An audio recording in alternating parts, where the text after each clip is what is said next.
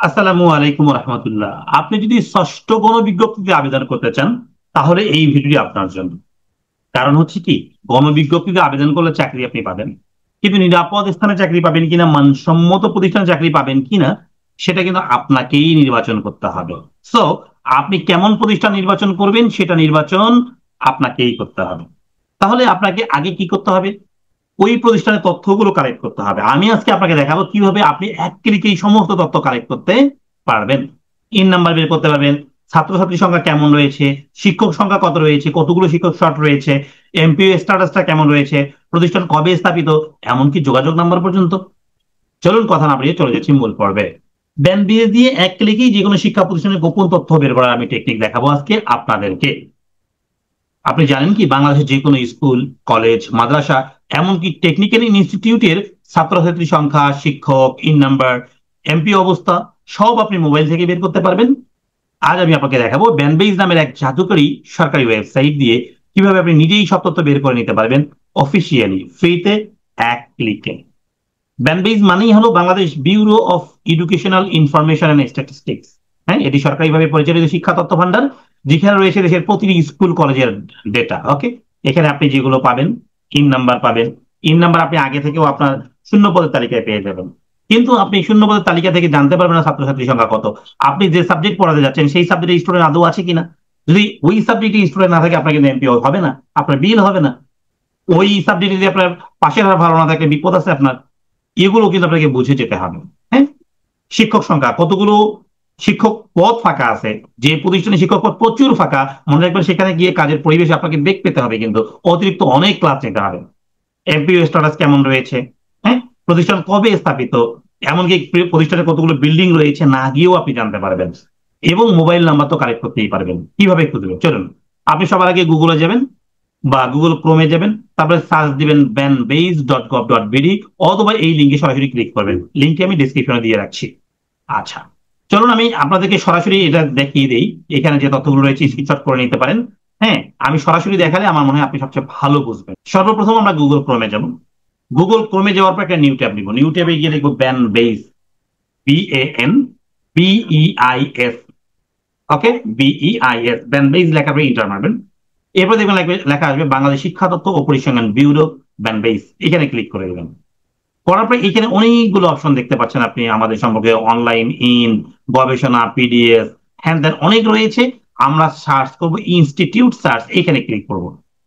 করার পরে আপনি যে শূন্যপদের তালিকা পেয়েছেন, সেই শূন্যপদের তালিকায় কিন্তু প্রতিষ্ঠানের নাম রয়েছে, ইন নাম্বার রয়েছে। আপনার টার্গেট কিন্তু হচ্ছে ইন নাম্বারটি।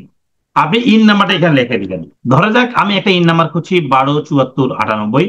আমি এই 127498 ইনটা কোথায় দিব? এই জায়গায় গিয়ে দিব 1274 দিলাম। দিয়ে ফাইন ইনস্টিটিউটে ক্লিক করব। চলে আসে সমাজ কল্যাণ বিদ্যাবিথি গার্লস স্কুল অ্যান্ড কলেজ। হ্যাঁ, স্কুল অ্যান্ড কলেজ, এটি রংপুর ডিস্ট্রিক্টে অবস্থিত। প্রিয় শিক্ষার্থী, তোমরা যারা নবম ও দশম শ্রেণীতে বর্তমান রয়েছে, তোমরা যদি সেরাদের সেরা হতে চাও তাহলে অবশ্যই এই ভিডিওটি তোমার জন্য। তোমরা যারা এসএসসি 26 বা 27 সালে দিবে, তোমাদের অর্ধবার্ষিক ও বার্ষিক পরীক্ষার প্রস্তুতি সহ চূড়ান্ত প্রস্তুতি কোর্স চালু করেছি আমি একসঙ্গে। এই কোর্সে নিশ্চিত করা হবে তোমার 90% প্লাস মার্ক, যা নিশ্চিত করতে প্রয়োজন হবে হ্যান্ড নোটস, যেগুলো আমি প্রদান করব। সঠিক ও সহজ গ্রামার রুলস, যেখানে পাবে প্রতিটি এক্সারসাইজ বা উদাহরণের বাংলা অনুবাদ সহ ব্যাখ্যা।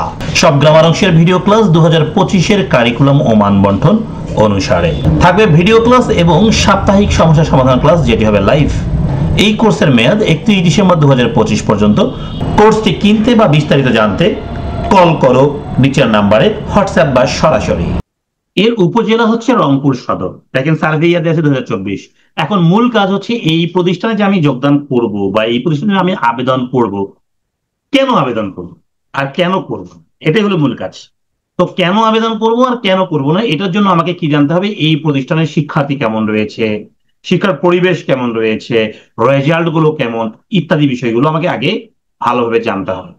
আমি যদি 18তম নিবন্ধনে ভালো মার্কস পেয়ে পাশ করে থাকি, তাহলে আমার জন্য একটা ভালো প্রতিষ্ঠান দরকার। সো এই ভালো প্রতিষ্ঠানটাকে আমাকে কি করতে হবে? নিজেকেই সার্চ দিয়ে বের করতে হবে। নামে ভালো প্রতিষ্ঠান নয়, কাজে ভালো প্রতিষ্ঠান খুঁজতে হবে। সো এখন আমি ভিউ এ ক্লিক করব। ওকে, তারপরে মৌলিক তথ্য এক, এই লাইন যখন ক্লিক করবো, এখানে আমি সব দেখতে পারবো। বিভাগ রংপুর, জেলা রংপুর, হ্যাঁ, উপজেলা রংপুর সদর, এটি রংপুর সিটি কর্পোরেশন অবস্থিত। দেখেন, হ্যাঁ, ওয়ার্ড নাম্বার 21, পোস্ট কোড দেওয়া রয়েছে, হ্যাঁ, মৌজা হলো সেনপাড়া।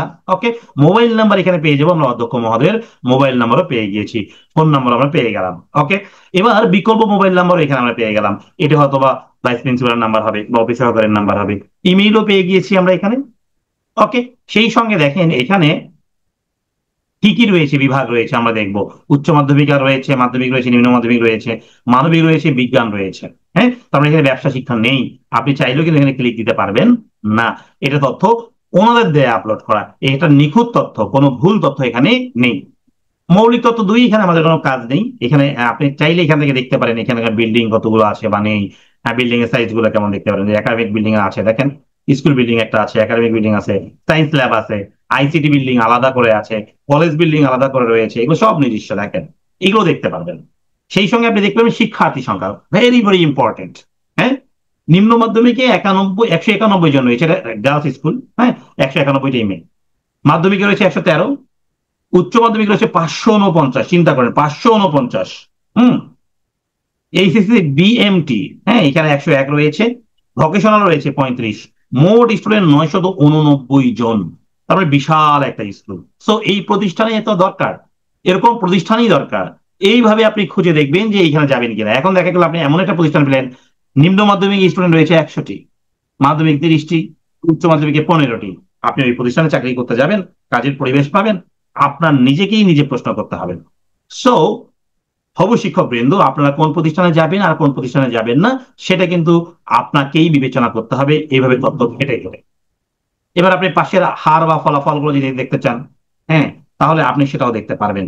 সেটা দেখার জন্য আপনাকে কিঞ্চিত কষ্ট করতে হবে, আর একটা ওয়েবসাইটে যেতে হবে। সেটা কোথায় আমি দেখিয়ে দিচ্ছি। আপনি আবার গুগল ক্রোমে যাবেন বা মোবাইল ফোনে যাবেন, গিয়ে লিখবেন হচ্ছে web, WEB, web based, BASED, web based result লিখে সার্চ দিবেন। তারপরে যখন এখানে যাবেন রেজাল্ট, বোর্ড রেজাল্ট, এখানে ক্লিক করবেন। ওকে, করার পর এখানে আমি সিলেক্ট ইয়ার দিবেন, আপনি এসএসসি রেজাল্ট দেখেন কত সালে দেখবেন, 24 সালে দেখেন। ওকে, দিলাম 24 সাল। নেম অফ বোর্ড, যেহেতু রংপুরের স্কুল, এটি দিনাজপুর বোর্ড হবে। রেজাল্ট টাইপ দিবেন, আমি ইনস্টিটিউশন রেজাল্ট দিব, মানে পুরো প্রতিষ্ঠানের রেজাল্ট দেখবো। এইখানে গিয়ে আমরা এইখানে ইন নাম্বারটা দিব, কি দিব, ইন নাম্বার। ইন নাম্বার তো আমি ওই যে শূন্য পদের তালিকা থেকে পেয়েছিলাম, ইন নাম্বার ছিল কত, 127498, এইটি আমি এখানে বসিয়ে দিব। চলেন বসিয়ে দিলাম 127498। এখানে কি যা দেখা যায় উপরে লেখা দিতে হবে 3149 মেবি, ক্লিক করে দিলাম। এই দেখেন রেজাল্ট চলে আসছে। হিউম্যানিটিতে পরীক্ষা দিয়েছিল 28 জন, নট পাস, ফেল করেছে 2 জন। সায়েন্সে পরীক্ষা দিয়েছিল 13 জন, নট পাস 2, জিপিএ 5 পেয়েছে 1 জন। আমি এখন ভিউ রেজাল্টে যদি যাই, তাহলে দেখেন 2024 সালের রেজাল্ট কিন্তু এনাদের কেমন দাঁড়াচ্ছে। এক্সামে ছিল টোটাল 45 জন, 45 জন স্টুডেন্ট কিন্তু খারাপ না, আবার অনেকের কাছে ভালো। সো এইভাবে আপনারা বিভিন্ন সাল, 2-3টা সাল বের করে আপনি আপনাকে প্রশ্ন করবেন যে আমি এই স্কুলে চাকরি করতে যাব কি যাব না। আশা করছি সম্মানিত হবে শিক্ষক কিন্তু আপনারা বুঝে গেছেন। এরকম মজার মজার ভিডিও পেতে সামনে এমপিও ভুক্তি থেকে শুরু করে রেজুলেশন পাওয়া থেকে শুরু করে, হ্যাঁ, সবকিছু ভিডিও আমার এখানে পাবেন। এগুলো পাওয়ার জন্য আপনারা আমার চ্যানেলকে সাবস্ক্রাইব করে রাখেন, ভিডিওটি শেয়ার করে ছড়িয়ে দেন, যাতে করে আমি ভিডিও বানানোর আরো উৎসাহ পাই। সবাই ভালো থাকবেন, আল্লাহ হাফেজ।